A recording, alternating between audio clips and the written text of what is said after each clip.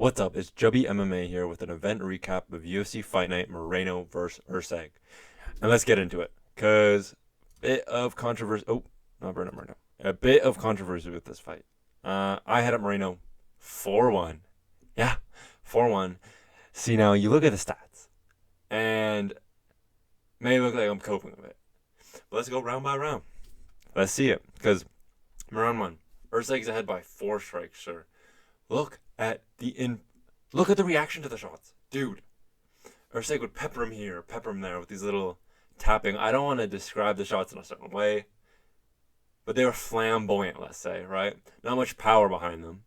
You see Erceg is snapping him back, making him do circles, okay?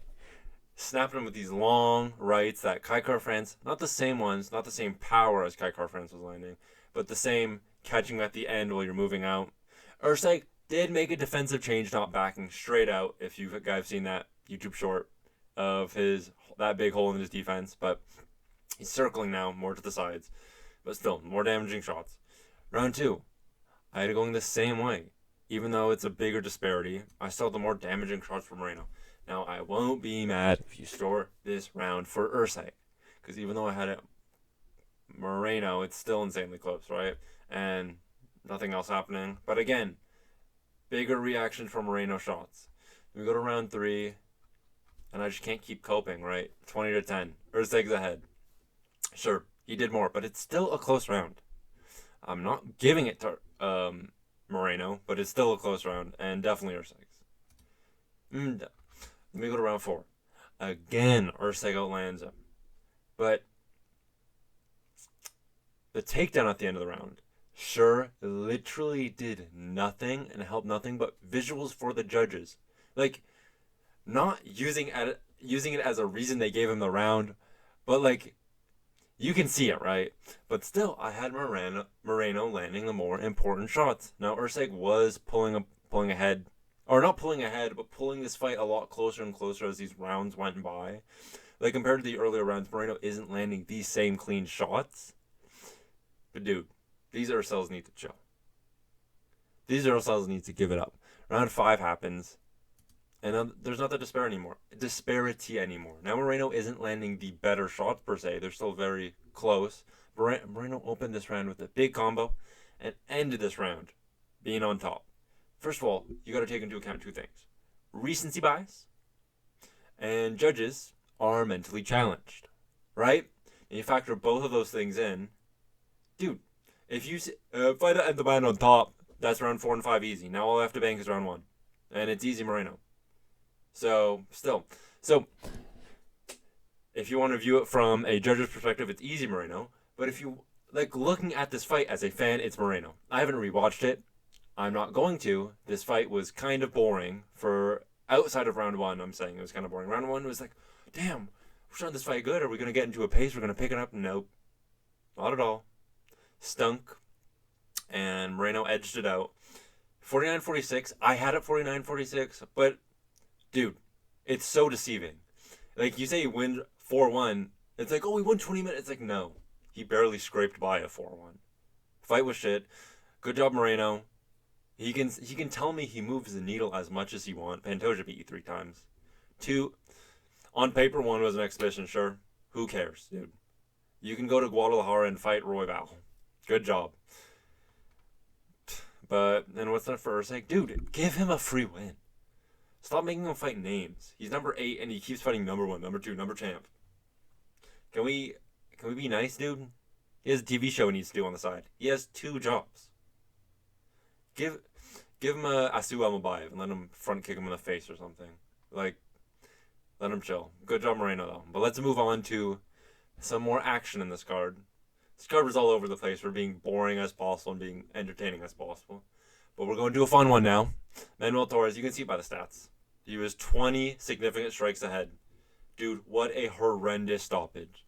Dober decided to take a nap mid-fight and took, like 15, maybe not 15, but probably like 10 to 12 unanswered shots. Just ding, ding, ding, ding on the ground.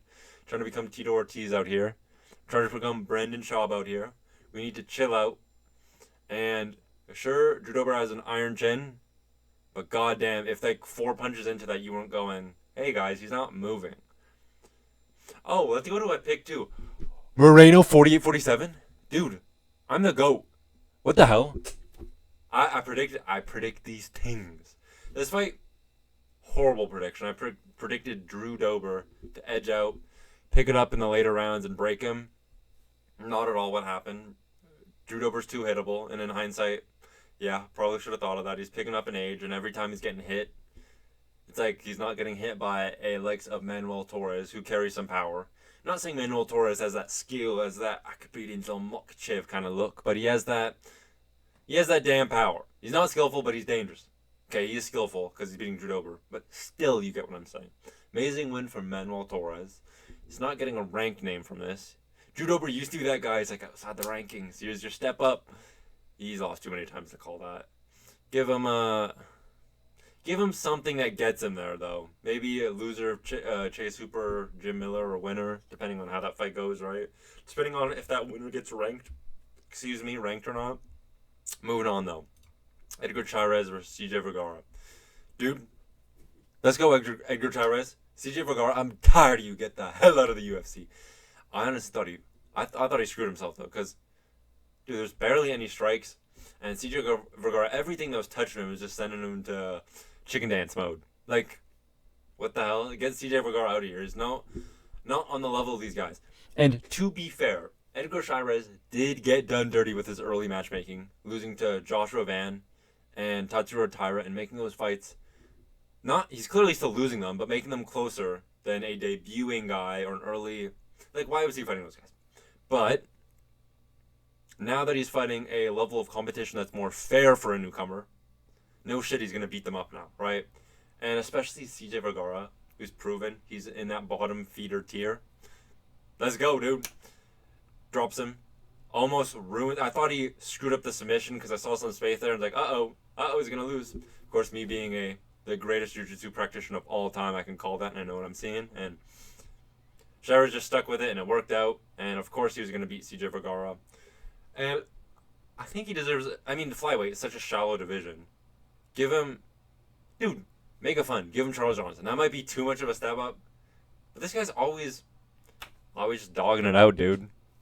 Give him some, and give CJ Vergara a nice old ship off to the GFL. He's earned it. He can go fight Benson Henderson in Karate Combat or something goofy. But good one by by Edgar Cháirez. Thought it was gonna be a little longer into the fight, but no, we just walked him through. Let's move on. I don't think I'm going to be talking about this one that much. Because, dude, so Raul Rosas Jr. clearly wins 2-1. Almost gets submitted in the third. Now, I say almost. It probably looked a lot worse than it actually was. Just because of, dude, look at his face. Like, he looks like he's getting choked out right now. He looks like he just looks so tense. We go to round 1. I mean, I don't even remember a strike happened. Like, they could show these stats. A couple of little pepper punches from Vince Morales at the start of the round. But Raul Rosas, I'm not even going to go round by round. It was just Raul Rosas pinning him down over and over and over again. Round 3, Vince Morales gets some close darces and some close Peruvian neckties. Oh, he's got it. He just doesn't. And he's always going to make a fight look close, but never win it. And when are we going to realize it? Because he's done it so many times. He's 3-7 in the UFC.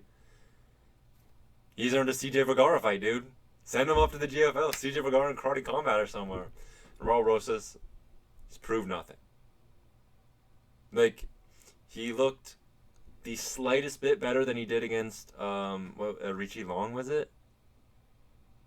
And it's like, okay, maybe give him a slight move up. We don't want to break him again. We'll get to Christian Rodríguez that I'm so hyped I picked that perfectly. Oh my god. But Raul Rosas, don't let him get fraud checked. Give him someone who's like dwindling on super low health stats. Like, give him a guy that's equivalent to a Tony Ferguson type of thing. And how about Vince Morales? Not much to say about this one though. Let's move on to. Oh, this one is actually interesting because these guys were like LFA auto generated guys, like career mode UFC 5, especially Saimon Olivera.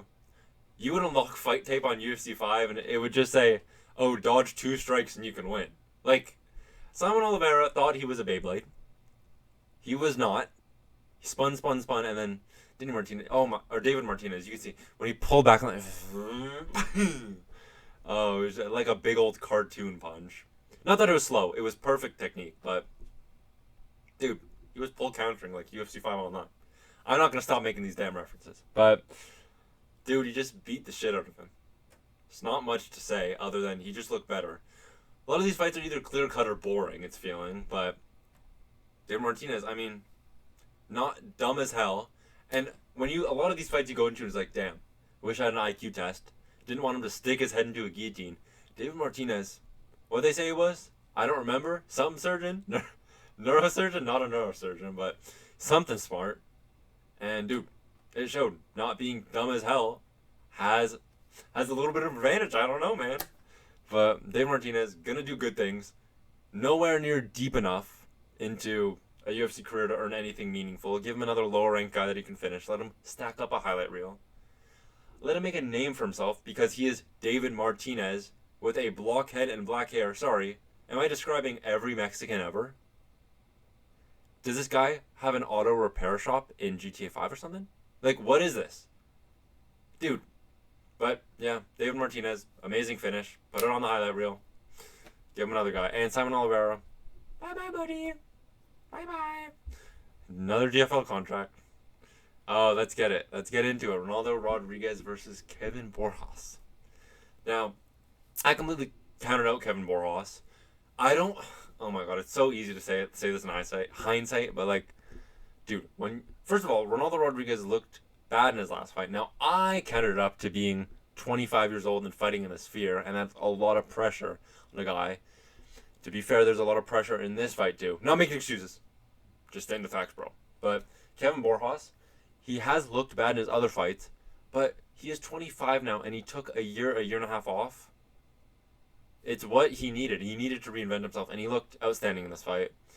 I had Ronaldo Rodríguez rolling over on the ground, aura farming. How you aura farming getting knocked down. But still, I mean, has this proven that Kevin Borjas is going to make it big? No, he beat Ronaldo Rodríguez, who beat Ode Osborne. These are still kind of nobodies at flyweight. The great, 2-20 Ode Osborne? Let's be honest. The great, we only show his Twitter, but he still does nothing for the UFC, Ode Osborne. Sorry, he doesn't deserve this, but Ronaldo Rodríguez, I mean, bye-bye, buddy. Time to do a Raul Rosas Jr. You got fraud checked. Go train somewhere else. It's like you showed the exact same things you did in the Ode Osborne fight. The exact same problems of these lanky shots. You're lucky you didn't get dropped harder or finished. How did you get outboxed with Julio Cesar Chavez walking out with you? I know it's not fair to say that, but like, come on, bro. Don't disrespect a legend like that. Let's go Kevin Borjas, I guess. I mean, Ronaldo Rodríguez. I mean, not much expectations now. Go reinvent yourself. But Kevin Borjas, you were still bottom feeder. Like, this is going to give him a bit of a name and a bit of backing, but don't overshoot Kevin Borjas. He's still 25. Both these guys are 25, so a lot of career ahead of them, but solid win from Borjas. Let's go to the prelims, bro. Oh, dude, I love this fight.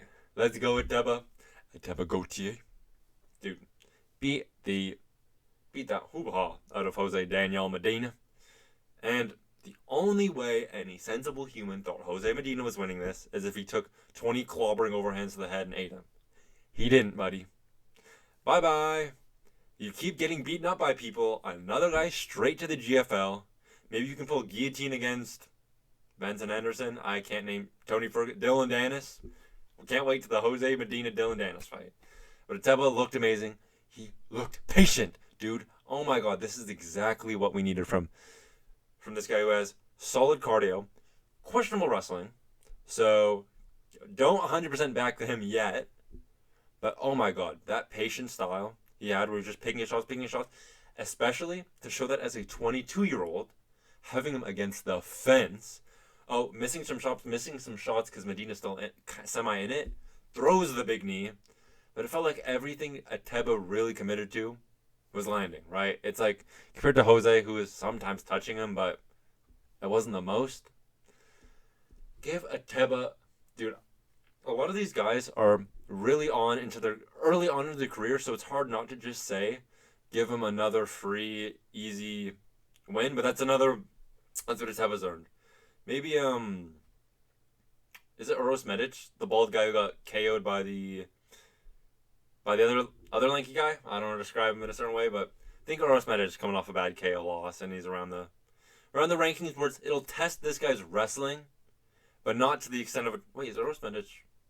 Yeah, Uros Medic is, or maybe who lost to Puli Soriano? Are these two high level fights? Around those numbers though, you're getting what I'm saying, right? Same wavelength, you get them. Good win for Ateba though. Ooh now. Yes, dude. Oh my god, I called this fight. Melquizael Costa showed up for me. I know he did it for me, dude. Did it for one of the brothers. Okay, sorry, but Melquizael Costa, dude. Christian Rodríguez has been doing the same fight every time. It's the solid wrestling defense and just outpointing them by a bit.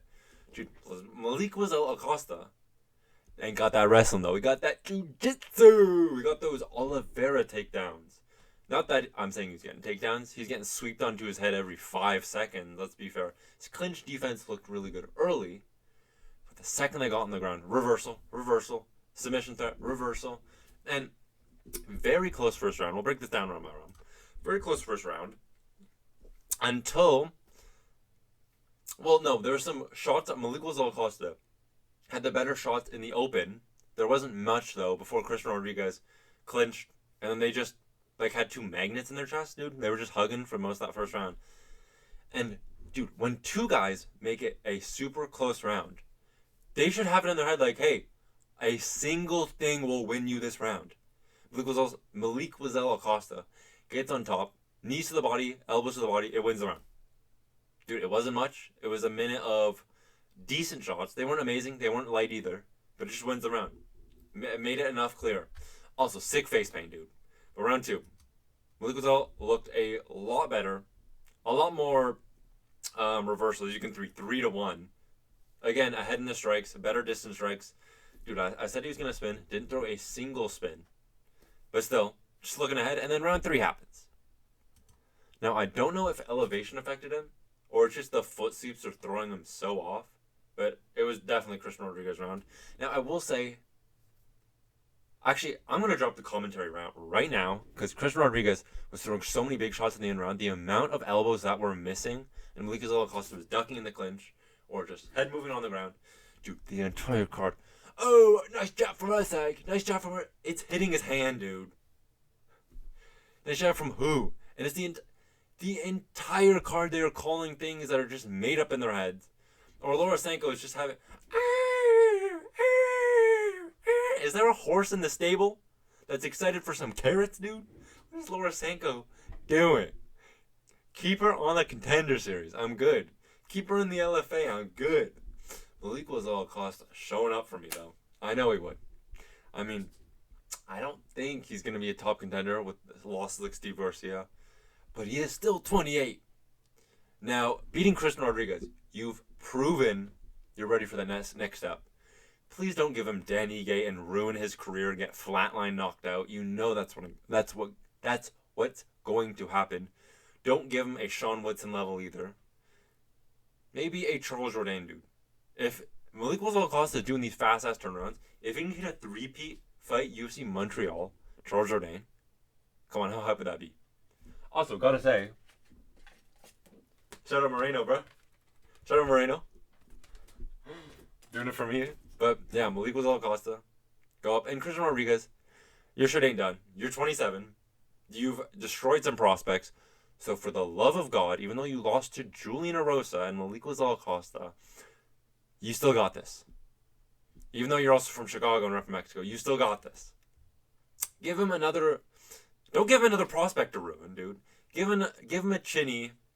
Give him a Ronnie Yaya. I don't know who's a chinny featherweight. Low down. But give him someone just to knock out, please. Moving on. Godinez. Godinez. She looked great for the first 2, right? First round, dude, she hit some WWE moves. Bam! Just dunked her right in her head. And It was looking like a clear win. Round one. Constantly, I mean, the strikes are like whatever, but Lupi was landing some bigger hooks, right? And just dunking her with some nice takedowns. I don't know why. Oh, there it is. 2-0 for takedowns. And then same in the second round. Bigger hooks, bigger shots, but even if it mattered, 2 takedowns, right? It just makes it so much clearer for the judges when you have these big momentum moments like that, where you're dunking someone on their ass. Then round 3, bitch just turned into the Terminator. Just over and over, running her down. Maybe it's because Lupi Godinez was about to shit herself. I don't know if it had anything to do with that. She said she had to do a dookie and in between the second and third round. But Julia also knew she was behind and had to make it back. And how about this?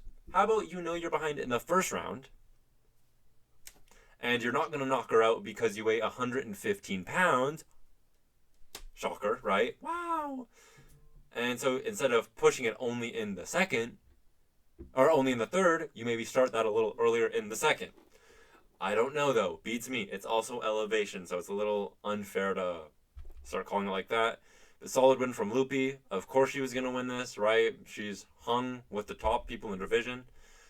Now, let's not act like every women's fight isn't a 29-28 from the ranking shifting, right? But still, Lupi has proven she's better than this level of competition. Give her someone in the top 10. She at least has a name behind her, somewhat, compared to anyone else. Can you list anyone ranked from 10 to 5? That isn't Mackenzie Dern or something? Or Tabitha... I don't even know what weight class we're in, dude. But good win from Lupi. Give her someone top 10. On her Apex card, too. Because, of course. This fight was getting annoying. I'm not going to lie. Rafa Garcia, it felt like he was trying to throw this fight. But Rafa Garcia versus Vinc Pichel. Also, dude, just cheating. Like, come on. Just eye pokes, nut shots. But that's cool, I guess. So round 1. Pretty uneventful. It says Vinc Pichel was up 2 strikes. It did not feel like that at all. I felt like, well, he could have been, but it's just the cleaner shots again. Rafa Garcia.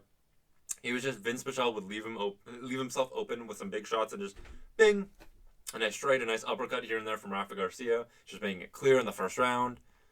Second round, it's like Vinc Pichel wakes up. That hangover he got from in the Bikers Club kind of wore off and he starts picking it up. And these leg kicks start definitely making the difference in this round. And Rafa Garcia is like, oh shit, he's going to lose the fight.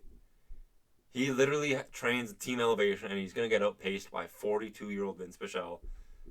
And there wasn't any moment where it's like, oh, Vinc Pichel hurt or anything. There was a big welt behind Rafa Garcia's ear. But bigger shots and leg kicks were winning Vinc Pichel. And it's like, oh god, his leg's cooked. Vinc Pichel is going to steal this third.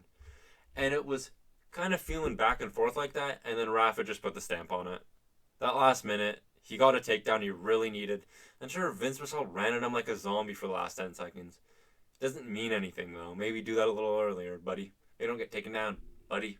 Rafa Garcia makes it clear, makes a stamp on this fight, and he still looks like the same old Rafa Garcia that's 4-4. Going this close with Vinc Pichel doesn't do you any favors. Now he's 5-4 in the UFC. Still, though, he still hasn't made that step up or make any improvement where you're shocked. Now, who does he... I don't know, has he earned a loss to... What, Ludovic Klein? No, that's way too high up. But still, give him a prospect that can chew him up, because Rafa Garcia isn't making any highlights or anything interesting of recent. So, sorry, Rafa Garcia. You're getting fed right to the apex. Moving on, though. Let's go, Jamall Emmers, dude. Oh, my... He fought this fight exactly like you wanted it to. Pieced him up. Oh, my God. Gabriel Miranda. Jamall Emmers made Gabriel Miranda look like he should. Gabriel Miranda doesn't belong in the UFC. He gasses, has no striking. And Jamall Emmers tried to scare us at the very start, where it's like, hey, let me throw myself into a sideways arm triangle. And they were making a deal about it a bit, but it was like, come on, guys. Obviously that's not in. The only fear I had is Jamall Emmers is on the ground and he's going to get in something stupid. He almost did, but it was clear that wasn't it. Gets up and just starts, he's like, my world now, bitch. Just throwing, and cracks him. And he showed patience when he hurt them this time. He doesn't just throw himself headfirst into a heel hook. I don't even know how you could throw yourself headfirst to a heel, but he didn't do it. But keeps up the pace, and just hurts him with an elbow. Keeps chasing him down, and then drops him bad. I mean, Gabriel Mendes clearly out, falls over his own legs, head bounced on the ground, and we're like, hey, dude, we need to see a couple more follow-up shots for no reason. And Jamall Emmers shows himself, dude. He's a little older. He's 35. But I'm behind this Michael Johnson-esque Jamall Emmers run. Come on, dude. Give him another guy he can knock out. Let him build this consistency. Let him build his momentum. Come on, I'm here for the Jamall Emmers title run. Come on, dude. Let's move on to this first fight. Was pretty shit. We'll go break it down round by round because it was a split decision. Kind of close. I thought it was wrong originally when they announced it, but, I mean, damage-based scoring, right? So, round one, not much happens, but he just does outdo him. Out-tit-for-tats him. That's all it is. It wasn't any shots where he went, oh! Austin Hubbard's doing the big old jig-jag on his feet. Nope. Not doing no line dancing. Not doing no rootin' tootin' stepping. Boring fight the entire time. Round two. Austin Hubbard smothers him. Gives him a nice old hug. Pushes him down. Tramples him over. And just sits on him. You can see by the strikes, significant strikes, 6-3. You know these are 18 rabbit little pitter-pat shots. Little noogies. Little shots that wouldn't wake you up from a nap. Right? I mean, go to round three. And it's his downfall, dude. And what I said earlier in the card. If you are barely ahead in a round, and sure, if you sit on someone for like 2.5 minutes, you feel like you've got it down, you feel like you got the guy pinned, who cares? You've done nothing to cement the round. It's clearly still in anyone's field, right? And so you're just sitting on this guy doing absolutely nothing, especially a guy named Markel Medeiros in Mexico City. Judges are going to be a little sus to you, just saying. But Austin Hubbard gets beat up. Not beat up, sorry. This is a super close round, and then just gets elbowed to the back of the head over and over. Refs are never going to do their thing, right? Because it's only their job to do it, and they don't. They never will. He gets elbowed, and Markel cuts him too, which is very important, because he actually tries to do something at the end of the round. And you can see the significant strikes, 15-6. We don't care about 25-28. They were nothing shots. 15-6. The only significant strikes on the round. And Markel probably fairly wins it by damage. And again, I did say, don't bank on Markel being anything special. He only beat Landon Quinones, who was just lost. That's all he's known for, is losing to good guys. So, proven nothing. Amazing. What has he earned? Give him... Dude, Austin Hubbard looks so big in that picture. But give him a guy who... A little more fun, stylistic matchup. Give him at least a chance. Give him a solid striker. Well, that's not going to knock his head off. But... I don't even know, dude. Give Roosevelt Roberts another shot. How about that? Let's see how I did in this card, though. 1-0. 2-0. 3-0. 4-0. 5-0. 6-0. 6-1. 7-1. 8-1. 9-1. 9-2. 10-2, dude. And you know Joe Piper was going to KO Gaslam, that fat turd. Why did I have to put that on my thumbnail? And he pulls out Day of Sickness. Please, if you KO him, I'm counting it, dude. I'm counting it as 11-2 on this card. But ended 10-2. Feel amazing. This is where the title run for me starts now. I'm going to predict every fight correctly from now on. But thanks for watching. This has been the UFC Moreno vs. Erceg breakdown. Bye-bye.